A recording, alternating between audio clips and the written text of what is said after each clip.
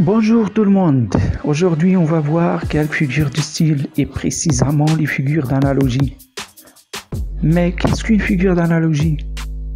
Ah oui, c'est une figure de style ou figure de rhétorique.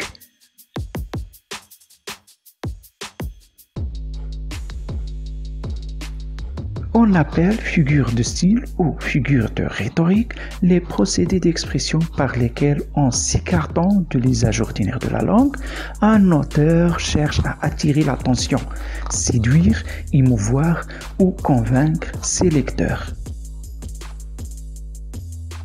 On a plusieurs figures de style, mais dans cette vidéo, on va voir les figures d'analogie qui établissent des relations entre des éléments, à savoir la comparaison, la métaphore et la personnification. Commençons par la comparaison.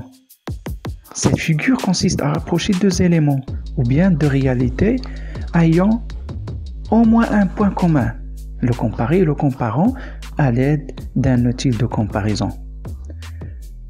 Cet outil peut être une conjonction, un adverbe, un adjectif ou un verbe, comme, tel, pareil, ainsi que, moins que, avoir l'air de, ressemble à, semblable, etc. Voyons quelques exemples. Premièrement, la langue crinière de son cheval se déployait comme un étendard. La langue crinière de son cheval, c'est le comparer. Un étendard, c'est le comparant, comme c'est l'outil de comparaison. Deuxième exemple, la chambre paraît plus accueillante. La chambre, c'est le comparer. Paraît, c'est le verbe paraître. C'est un outil de comparaison. Dernier exemple de comparaison.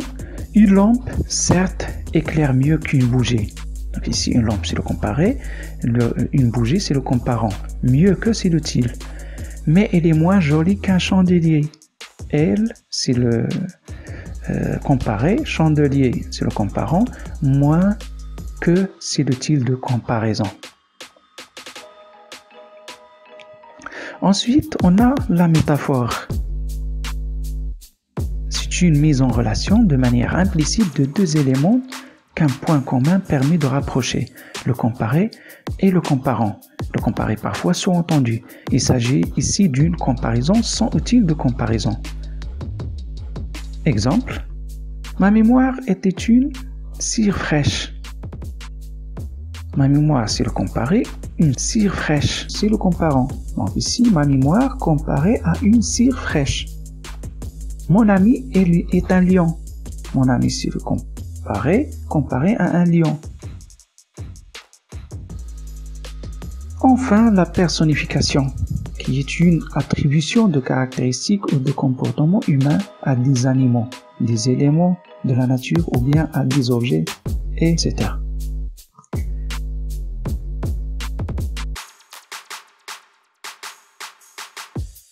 Voyons quelques exemples de la personnification.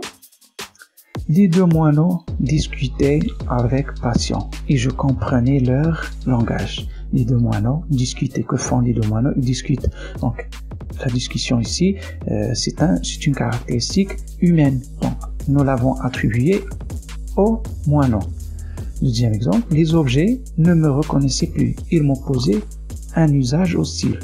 Donc, ne me reconnaissaient, m'opposaient. Donc, ce sont des caractéristiques humaines attribuées aux objets. Et voilà, notre leçon est terminée. J'espère que vous avez bien compris la différence entre ces figures d'analogie. Au revoir.